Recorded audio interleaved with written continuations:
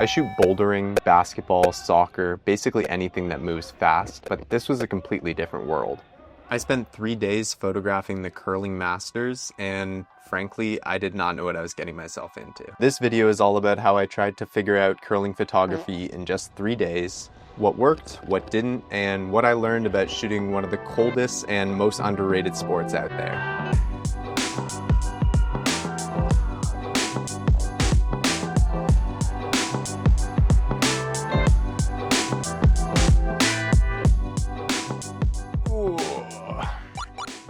This is the Playbook, a series on this channel where I try out a brand new sport, and then I bust out the whiteboard and we break down the various things that I learned from that experience. Masters in London is actually the first event on the Grand Slam of curling circuit, and it's the highest level of international competition that there is for curling aside from the Olympics. I think the events were actually going on for about 5 to 6 days in total or more, and I was only there for the last 3. So I'm super grateful to the Grand Slam of Curling for having me, and the other photographers and the official media people who gave me a really thorough introduction and showed me the ropes in my first experience shooting curling. So thank you so much.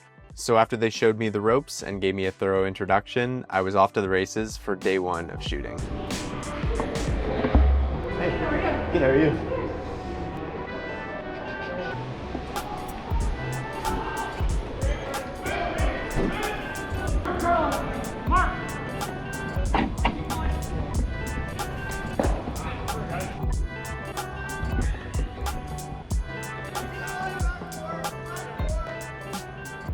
Like any day 1, it was filled with plenty of mistakes and plenty of learnings, but I have to say one of the most important things any sports photographer can do on their first day shooting a new sport, or just their first day shooting a multiple day event, learn or relearn the rhythm of the game. A lot of photographers kind of just associate this with just warming up, but for me, it's a lot about learning the pace of play and learning about the rhythm so you can figure out the exact moments that are considered the peak action. So that way you can make sure you're ready with your camera in the right spot and you know when that photo is coming before it even does. So let's talk about the rhythm of the game. Once again, like any Playbook video, I have taken the time to draw out what I would call a artistic representation of what this arena looked like. It had multiple different rinks, but one rink was dedicated to just the curling. So I was pleasantly surprised that the lighting situation in that rink was really actually great. It was overhead lighting. It was relatively soft, not potholey, like it wasn't just direct source. And all of the lights were on the same frequency. Now on day 1, I was actually really lucky because I got a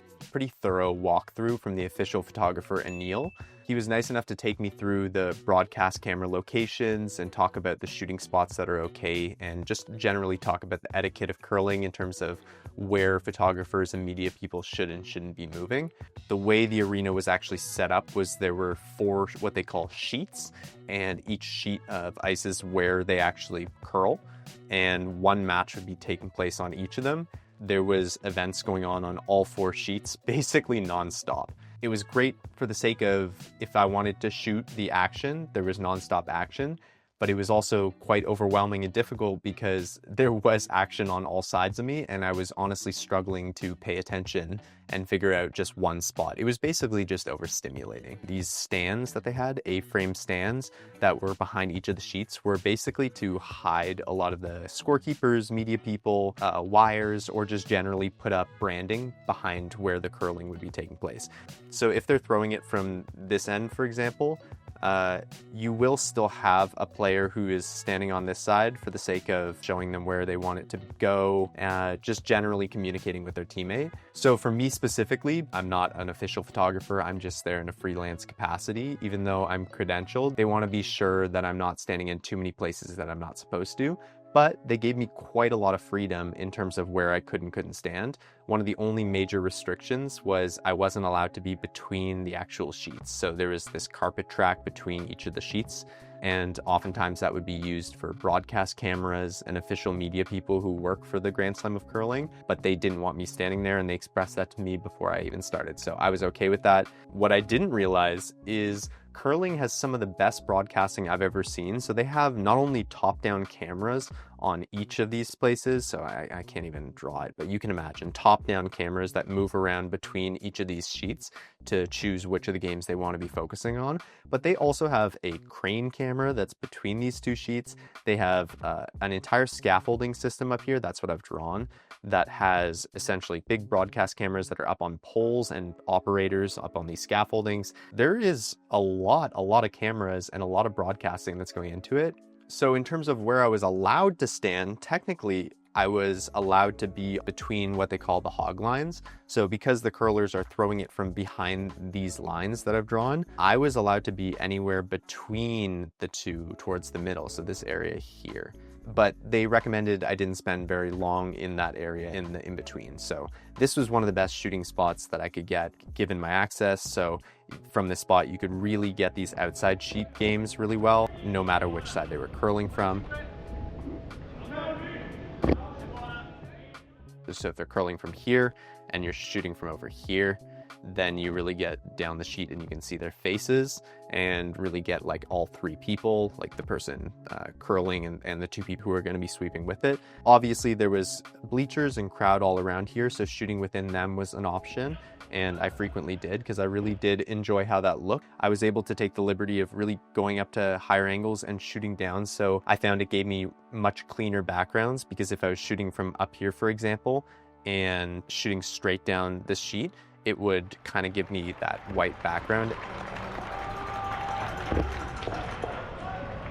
Sometimes I'd even from that angle be able to see all four people, so it was honestly really great. Now I was told, because the official scorekeepers are in this area and there are a few cameras in these areas, that they didn't want me there. That's also where the coaches are. That being said, I was allowed to be back here as long as I wasn't moving in people's vision again, or really just distracting people or getting in their way. I was allowed to shoot from these spots, and they were really great. Some of the other official photographers were shooting from those same spots too. That being said, I thought these spots, I was being quite sneaky sitting behind these barriers.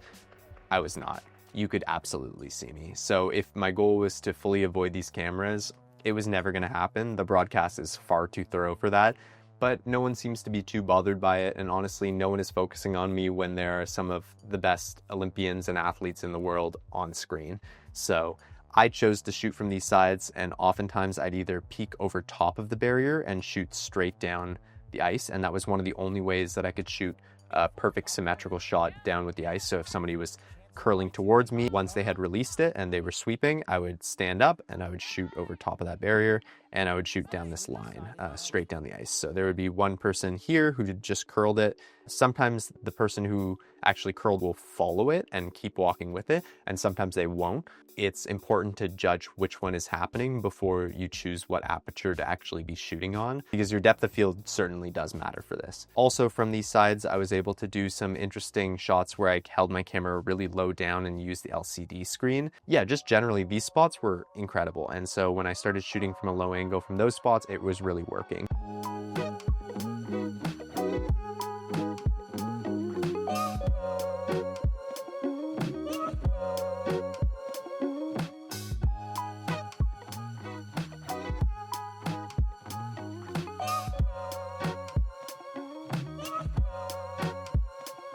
I was kind of shocked to find out that one of the most interesting shots for me personally was looking at all the different ways that people would sweep. Sweeping just comes with a lot of physical toll. Some of the guys that are built a bit bigger are using a lot of their weight by leaning it onto these brooms, versus some of the women that might weigh a little less are finding different ways to put more into it, including one of my favorite shots, which was of a sweeper from Team Tiranzoni. She has a tendency when she's going much harder at the sweeping to jump and put her full weight into it.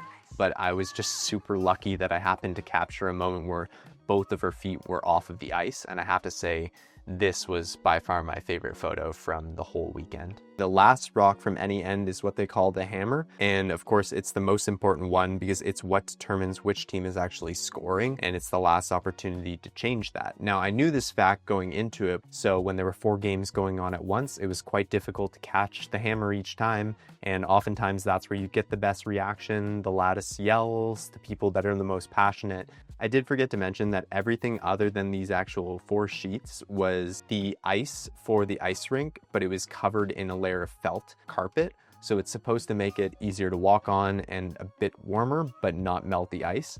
And it is not much warmer, I'll be honest. I'm basically sitting on the ice with about this much carpet in between that and my pants. And so it is freezing. A lot of photographers brought a pad with them or something to sit on, and that was a very smart idea.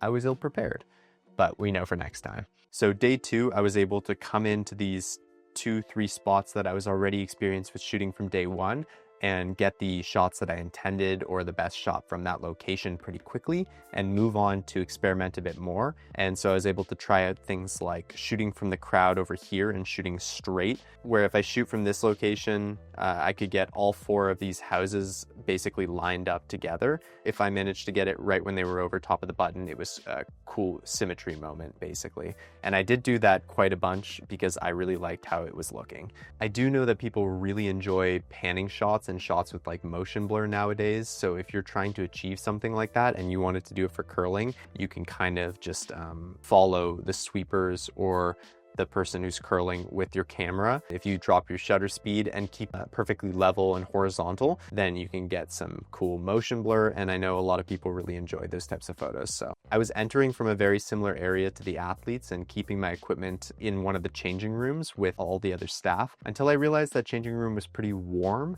and the constant change in temperature between going into the rink and coming out to put my equipment away between the matches was causing condensation in my camera, and it was making me a little bit nervous.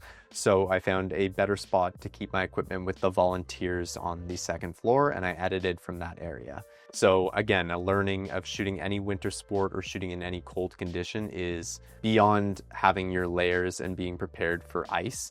You should also be aware that your camera needs its proper protection. And if you're going to be switching between climates, make sure to give your camera the best chance to acclimatize slowly.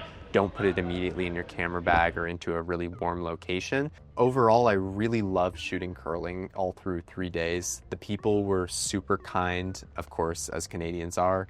I think the shots that I got were, again, really unique, but still fitting my own style.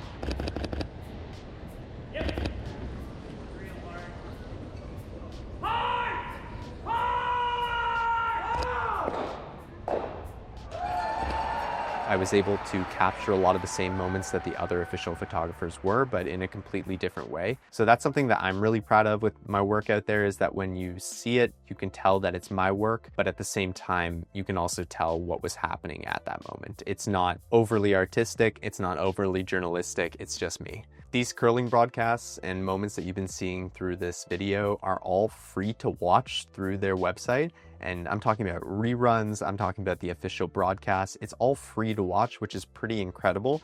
So if you haven't gotten into curling yet, I think this video is your sign. Please leave me a comment and let me know what you thought. The next sport I'm planning on shooting might just be a little dangerous, so stick around.